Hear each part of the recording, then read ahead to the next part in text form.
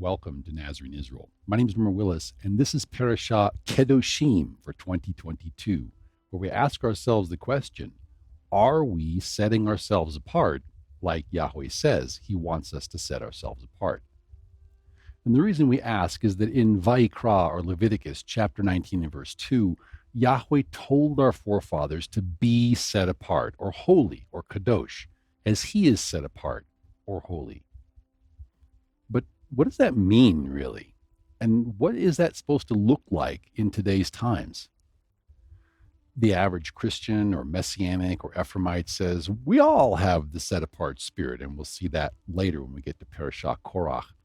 But if we all had his spirit, then wouldn't we discipline ourselves to keep Yeshua's Torah the way Yeshua says to keep it? So what is it when Yeshua's people think that they have his spirit, but they don't want to do all the things that Yeshua said to do and all that implies? Join us to find out.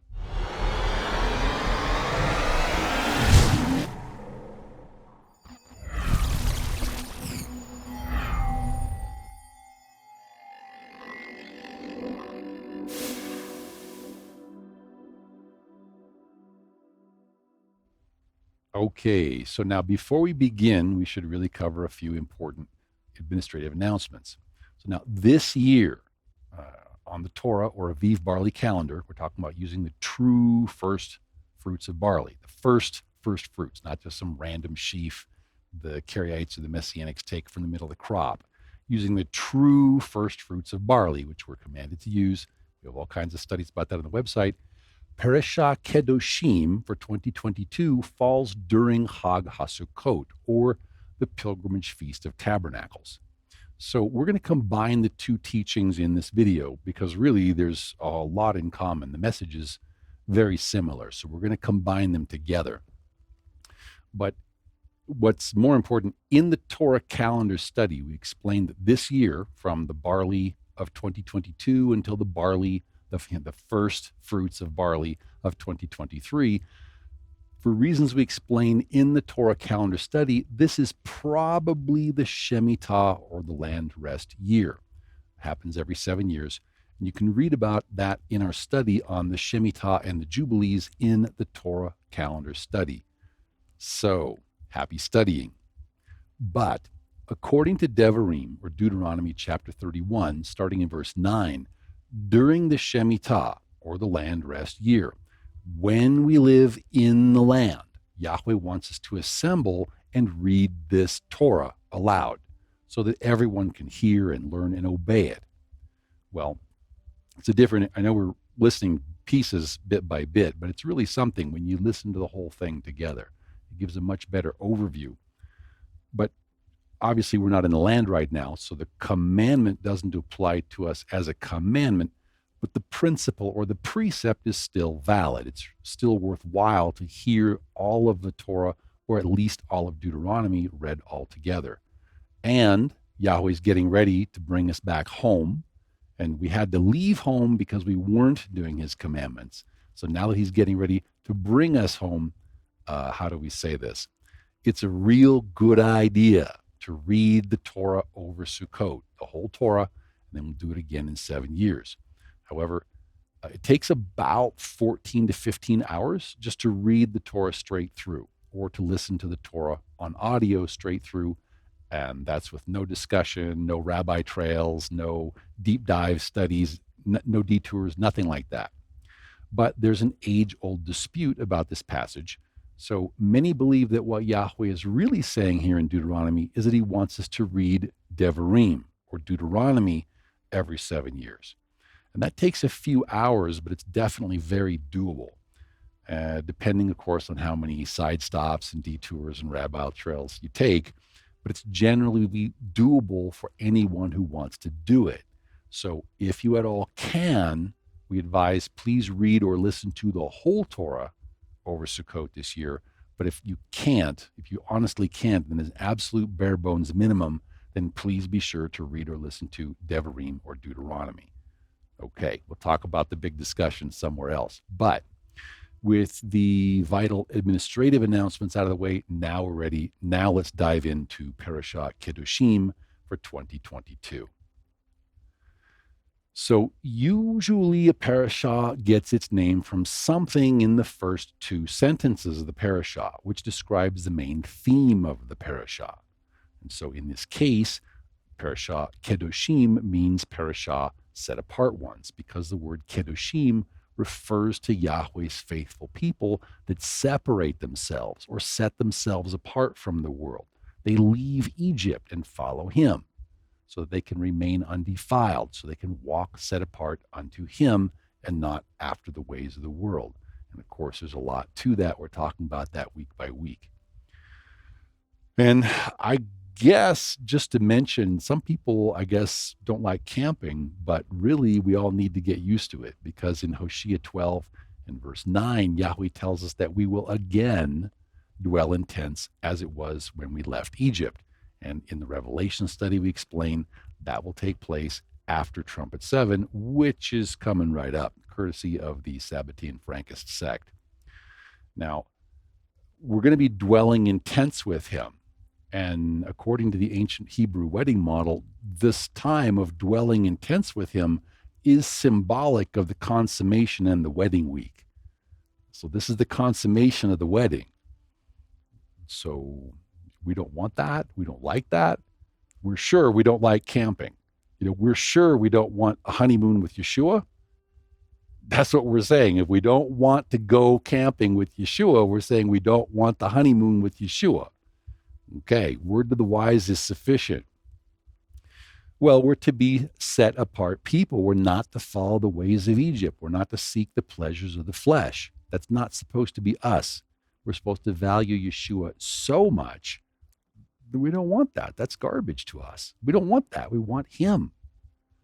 So for Sukkot, we leave our comfortable houses and our nice, comfortable beds for 8 days, and we dwell in a flopsy, unstable shelter that really doesn't provide much shelter or much protection from the elements or from thieves or from enemies or even from wild animals. Sometimes the weather can be really hot or it can be really cold, depending on where we live. Sometimes it can rain and then all the children get sick.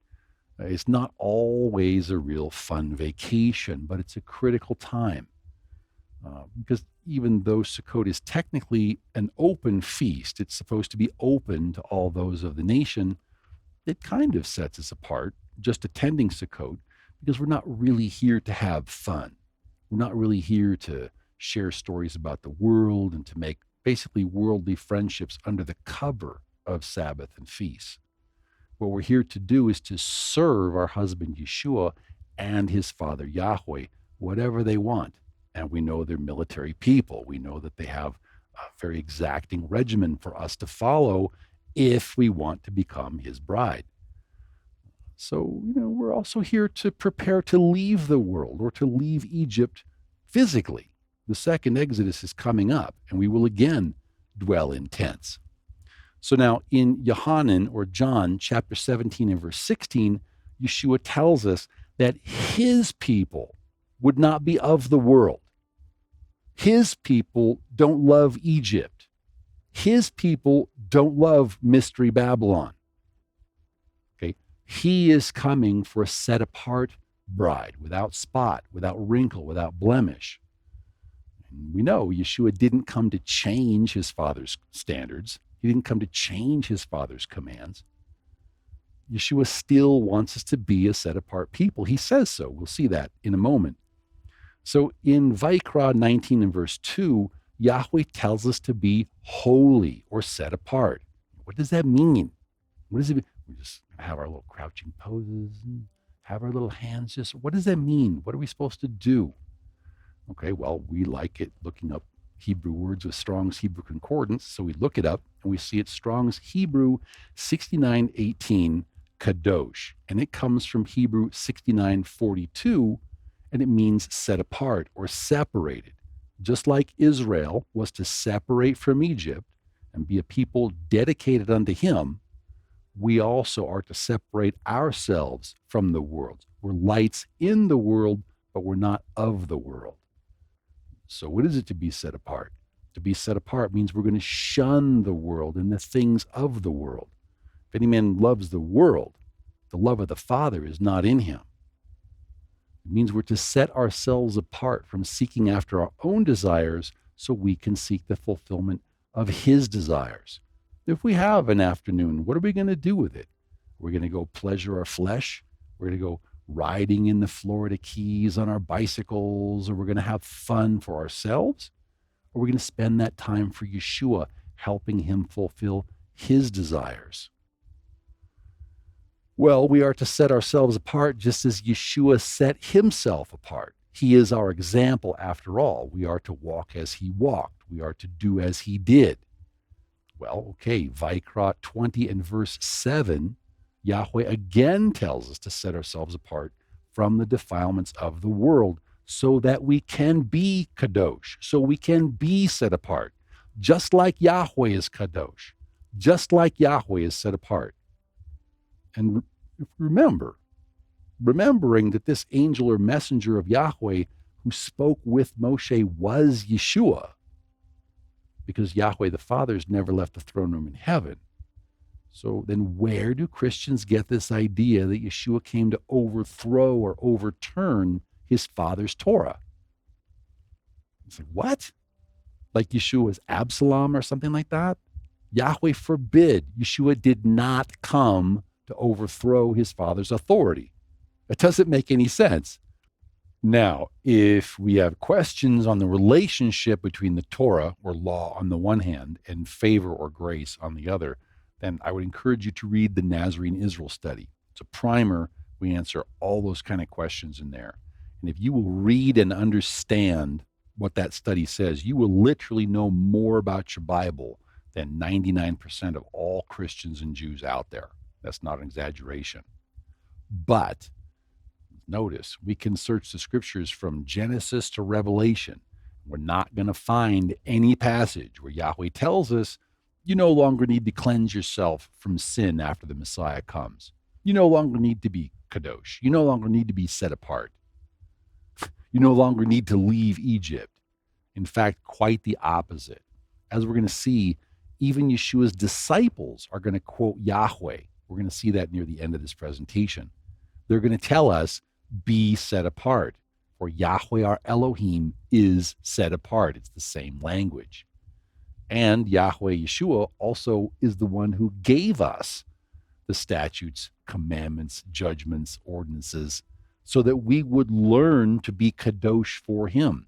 It's kind of, again, what Yahweh originally wanted was for us to hear and obey his voice, including his written commandments. And sadly, what Brother Judah has turned it into, what Yahweh did then is he gave us a step-by-step, kind of like a guardrail for a road. If you don't go outside the guardrails, you'll be okay. So, but a lot of people, I guess they learn to drive down the road by scraping the guardrails as they go or something like that.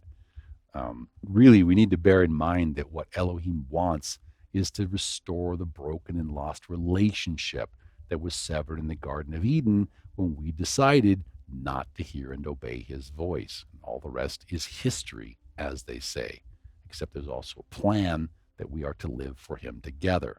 So now let's notice in Vayikra, chapters 19 and 20, Yahweh's going to give us a lot, really a lot of commandments, statutes, ordinances, judgments, and these are things to show us how he wants us to live. These are things for us to do for him. And he also lists some other things that he counts as abominations. And these are things that we should never do. Well, we'll see some of these prohibitions crop up again in the renewed covenant. Like we're going to see the 4 prohibitions of Acts chapter 15. Those are extracts, or they're principles. Those are precepts. Those are things that are going to get us cut off from the nation of Israel. And most Christians have no idea that these 4 prohibitions are still binding on us today. Because, why? Because they all speak to Torah principles or precepts. So these are things we have to do if we want to not be cut off from the nation. Plus, we need to remember this was a ruling of the Spirit. So it's binding on us today. So now notice in verse 37, Yahweh tells us to keep or to shomer all of his statutes and judgments. How many is all? Remember, this is Yeshua talking. Okay, then in verse 26, Yahweh Yeshua tells us again, and you shall be set apart to me, for I, Yahweh, am set apart. And notice, he says, I have separated you from the peoples, that you should be mine and not our father, the devil's. But doesn't this imply that in order to be his, don't we need to separate from the other peoples? Don't we need to not dangle our toes in the pool of the world? Don't we need to be separated from the goyim? Don't we need to come out of the world like our forefathers had to leave Egypt? Don't we need to leave Egypt in our hearts? Don't we need to do everything that he says, being thankful and grateful that he would even consider us for such a role as his son's bride? Slave queen of the universe. You're a slave, but you're a queen. Show me a better deal than that one. I haven't heard of anything like it. Now, all throughout the Torah, we see it again and again and again and again. Yahweh calls us to be Kedoshim, as in Parasha Kedoshim. He wants us to be set apart unto him. And that's what his commandments and statutes and ordinances are all about.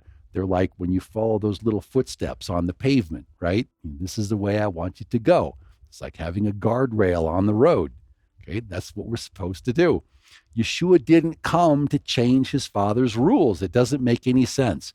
He's not going to take a disobedient bride back to his father's house to thumb her nose at his father. That's not going to work. Okay, we also can't say, well, we have the Spirit and then continue in sin. If we have the set apart Spirit, are we walking according to it? Meaning, are we doing the things that Yeshua would be doing if he were here? Because he is here in spirit. And we are supposed to be his body, his hands and his feet, doing the things he says for us to do, doing the things that please his Father Yahweh, forsaking the things of the world and of Babylon that displease Yahweh. That's what we're supposed to be doing, isn't it?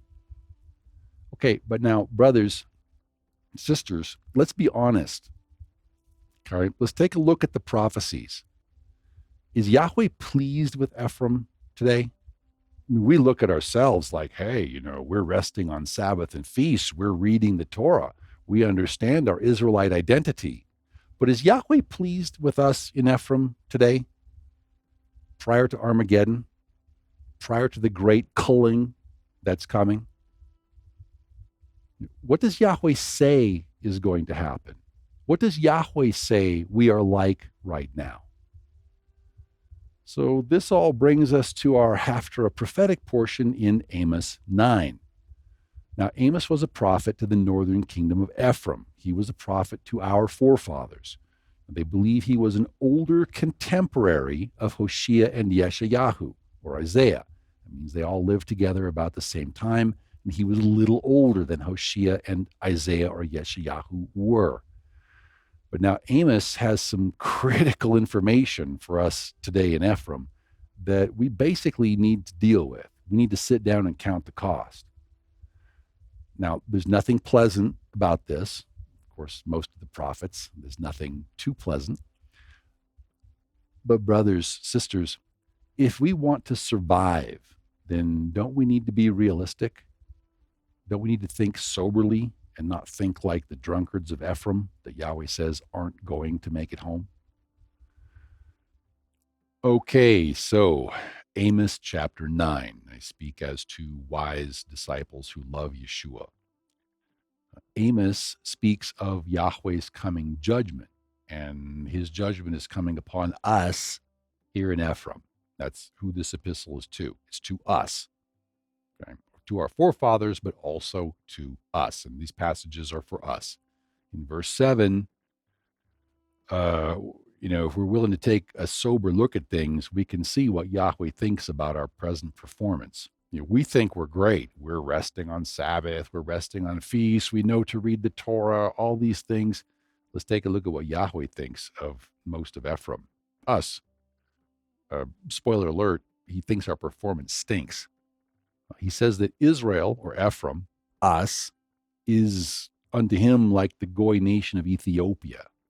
That's how bad we are in his sight at the present moment, before the refinement. And as such, Yahweh promises to send his son to bring us the rapture bus, and he's going to save us all out of the tribulation before it hits, so that we don't have to go through any refinement. So we don't have to obey Yahweh's statutes and judgments. That's why Yeshua came, right? To nail the law to his cross. Hallelujah, right? And then, and then we're going to zoom straight to the throne room in Yeshua's cloud. Ray-Bans on, theme music playing. We are just going to be the coolest thing. Check us out. Listen, we're going to fly straight to heaven, where we're going to sit to the left hand and the right hand of Yahweh the Father. And oh wait, what version was that?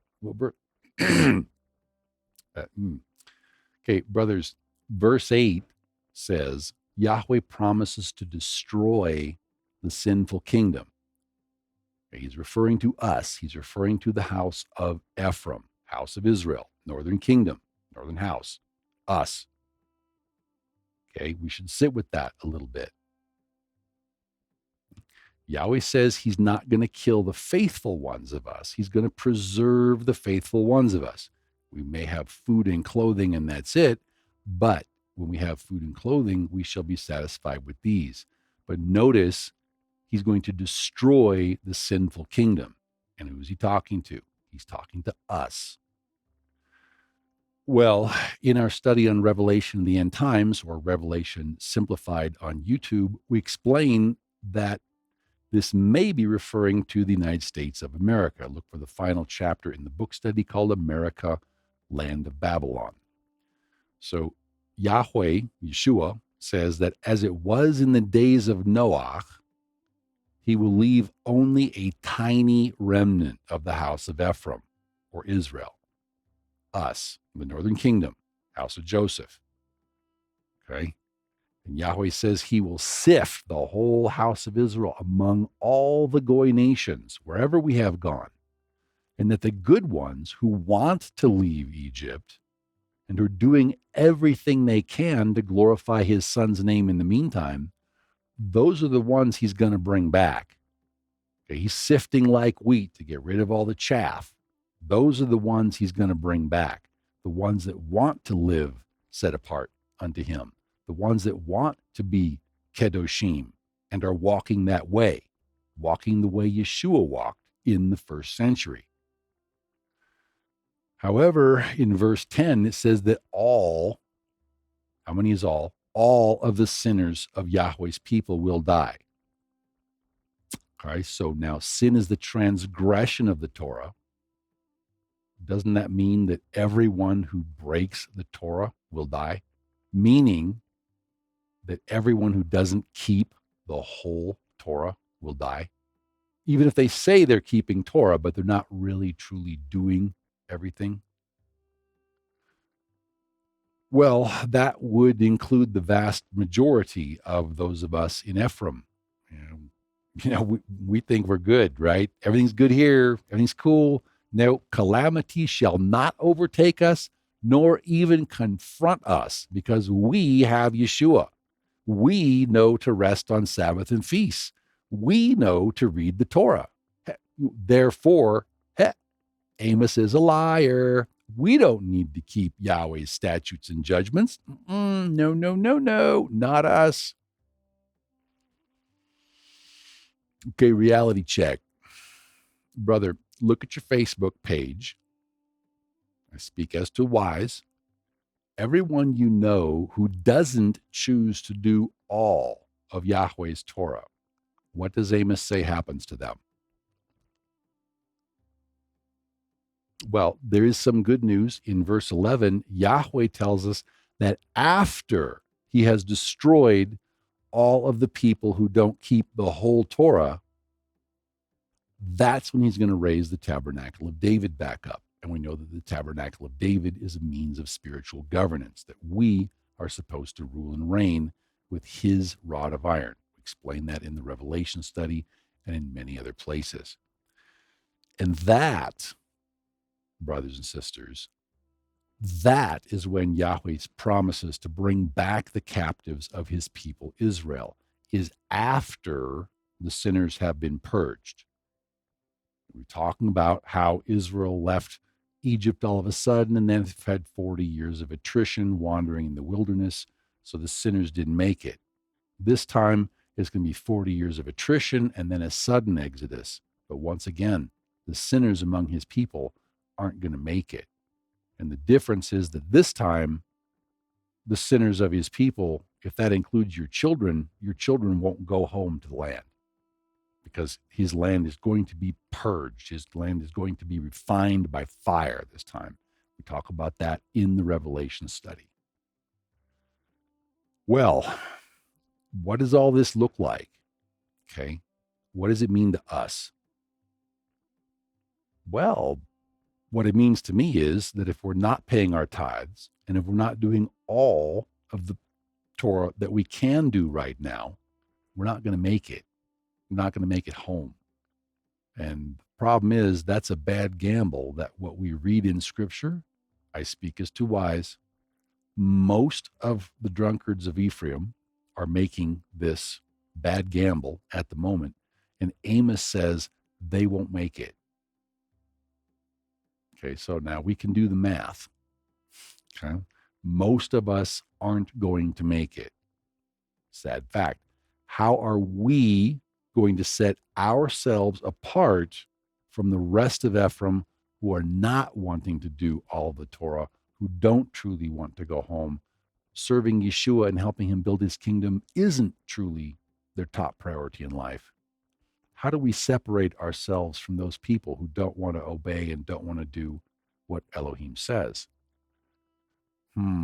Let's see now. How can we set ourselves apart from the majority of Ephraim who are not keeping all the Torah? Okay, well, let's pray on that one. But the Christians are going to say, oh, no, no, we don't need to set ourselves apart. No, we have Yeshua. We have Yeshua in our hearts. We no longer need to set ourselves apart from the world because Paul says so, right? No, he doesn't. We talk about that in the Nazarene Israel study.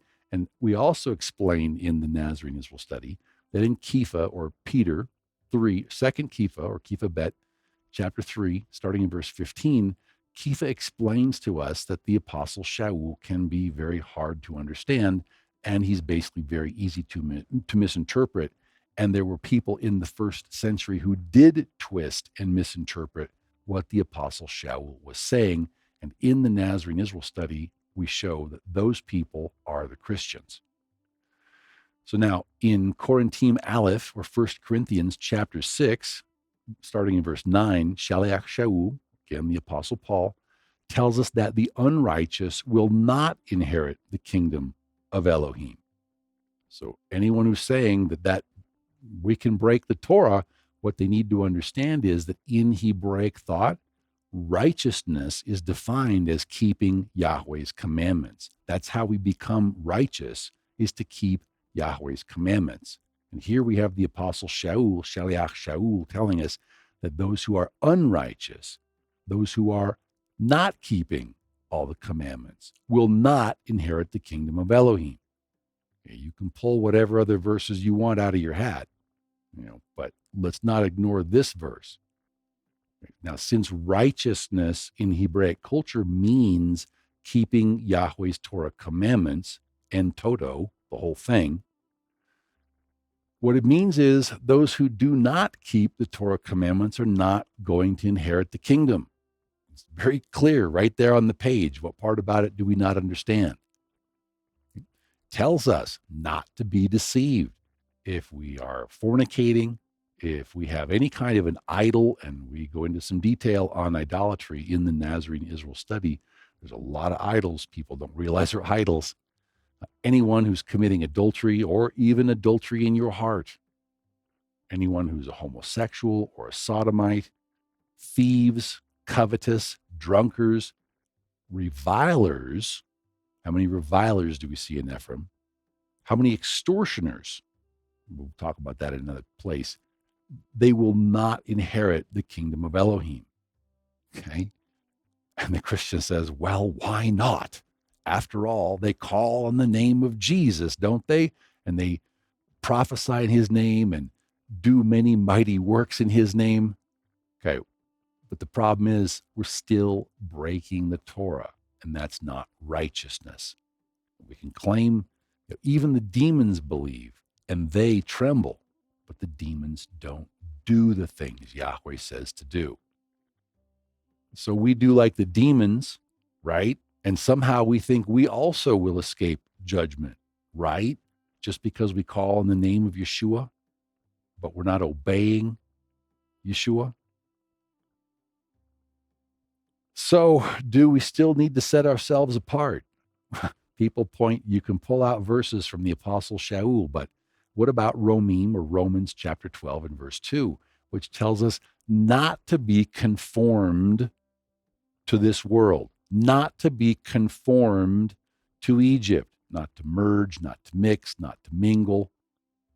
We don't like the world, but to be transformed by the renewing of our minds, that we may prove what is the good and acceptable and perfect will of Elohim. How are we going to serve the Great Spirit if we don't have a spiritual transformation? And doesn't this say that if we have Yeshua's Spirit in truth, that we will be transformed? If we surrender to Yeshua's Spirit, won't we be transformed?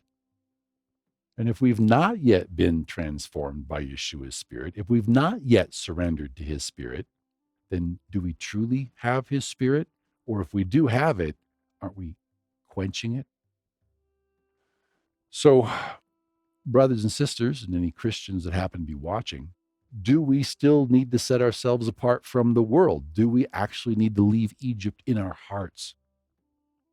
Quarantine Aleph, or 1 Corinthians chapter 6 and verse 15. Shaul asks us, do we not know that our bodies are members of Messiah? Shall we take the members of Messiah and join them with the members of an harlot? Certainly not. Yahweh forbid. Or do we not know that he who is joined to a harlot becomes one body with her? For the two, he says, shall become one flesh. Except that he who is joined to the master is one spirit with him. So again, are we one spirit with him? Are we seeking to do with our time and our money the same things Yeshua would be seeking to do with his time and his money? Are we taking Yeshua's last name in the wedding, so to speak?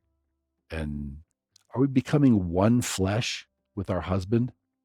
But then we want to bring other spirits into the mix? We don't want to set ourselves apart from the world. Not really. We still like our vacations. We still like our fancy this and our fancy that. But don't we realize that Elohim's spirit can't mix with things of the world? He can't let us pollute him. I mean, it would be self-defense on his part not to take us as his bride. We think about that.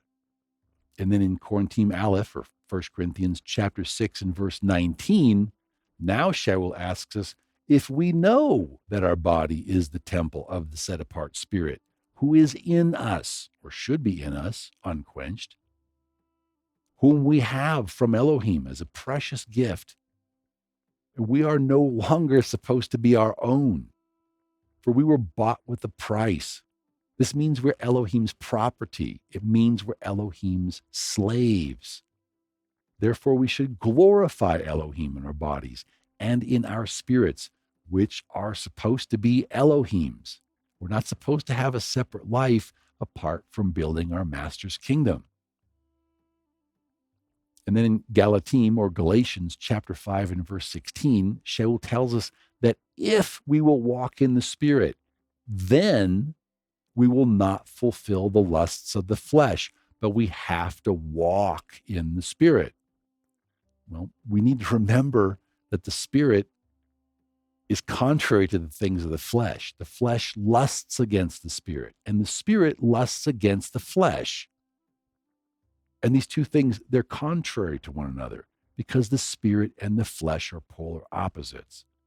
So we need to surrender to the spirit to the extent that we no longer do the things that we wish. I remember one time we did an immersion and we did the immersion, and then the people just got up and they made plans to go off and go flying in their airplane or whatever. They weren't going to do anything for Elohim on the Sabbath. They were going to go flying in their Elohim for their pleasure, speaking their own words, doing their own things. They thought they were great. They went and had an immersion on Sabbath. Check. They thought they were done. It was difficult to explain it to them, like it's difficult to explain things to a lot of Ephraim. But what we need to understand is if we are truly His, like we say we are, then we no longer want to do our own thing. All we want to do is to serve our husband so that one day we can be with our husband, so that we can help him get his kingdom, which his Father sent him to get. So we need to do the things He wishes, not the things we wish. Only if, verse 18, if we are led by the Spirit, that we're not under the Torah, which means we're not saved by works of Torah, which never was the case. But that was the mythology that our rabbinical brethren still practice today. They still do works of Torah in order to become qualified and saved. We are not saved by the works of our hands. We are saved by His Spirit, by His unmerited favor, by His grace. We didn't do anything worthy of salvation. He gives us salvation, so now that we have that relationship with Him, now that we are abiding in Him and Him in us, Him in the Father and the Father in Him, now we want to do the things that please Him because we're letting His Spirit lead us.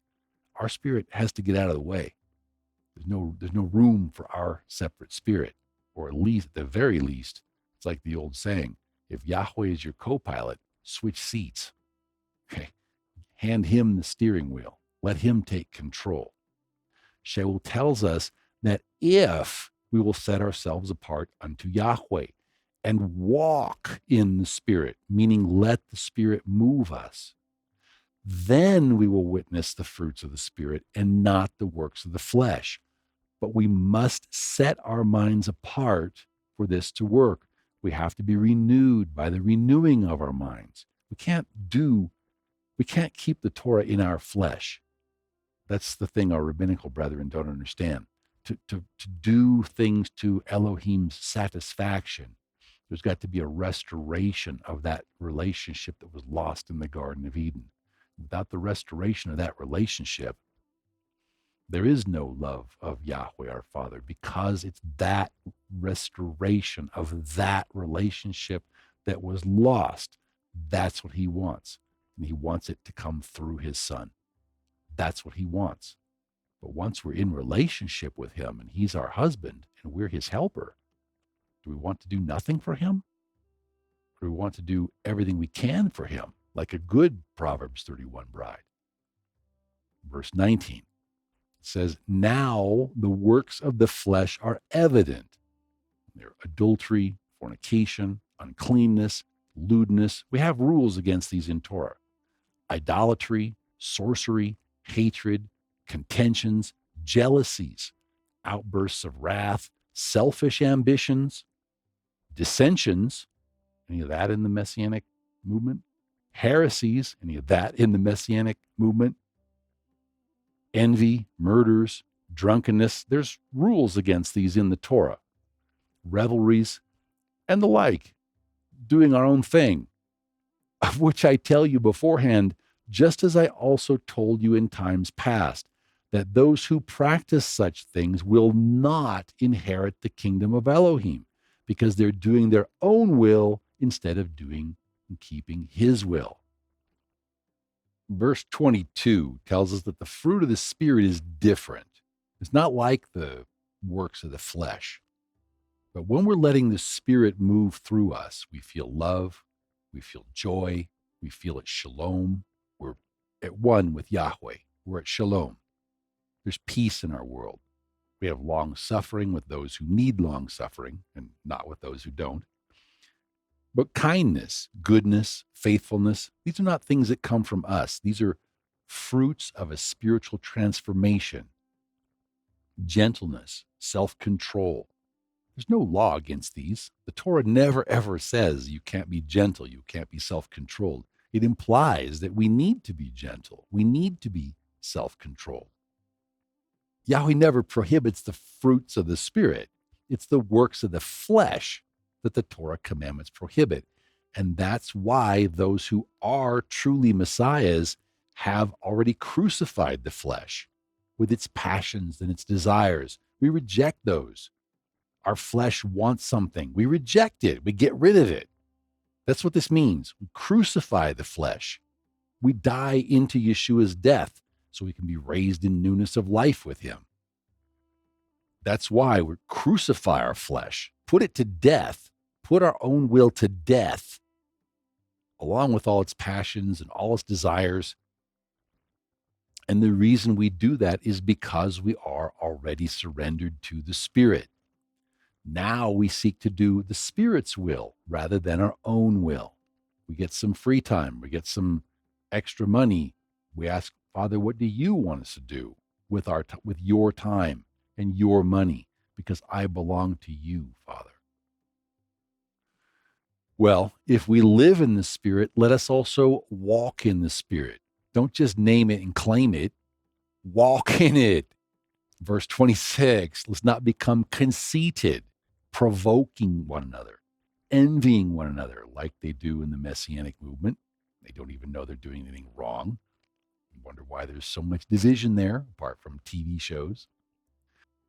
But someone will say, no, you still didn't prove to my satisfaction that we have to still walk in set apartness after Yeshua's sacrifice.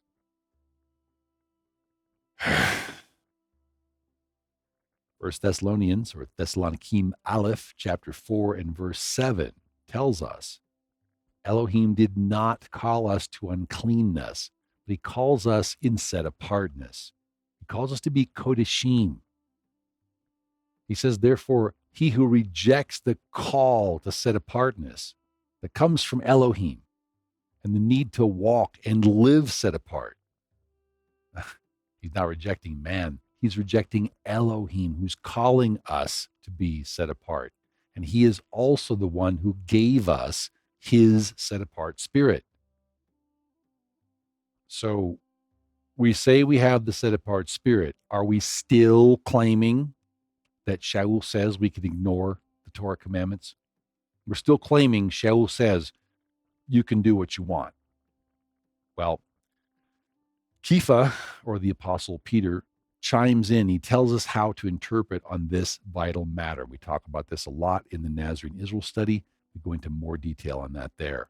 But in Kepha Aleph, or 1 Peter chapter 1, verse 13, Kepha tells us, therefore, to gird up the loins of our minds, so to speak, and be sober. Don't be the drunkards of Ephraim, but be sober. And to rest our hope fully upon the favor or the grace that is to be brought to us at the revelation of Yeshua Messiah. We're talking about Armageddon. Something big, something special will take place at Armageddon. Okay, and in the meantime, probably even then, we need to be as obedient children, trusting Yahweh as our parent, trusting him as our father, doing what he says, like when we were children. Not conforming ourselves to our former lusts in the world and for the things of the world as in our earlier ignorance, because we're not supposed to seek the world and the things of the world. If any man loves the world, the love of the Father is not in him. But as Yahweh who called us is set apart, so also must we be set apart in all our conduct.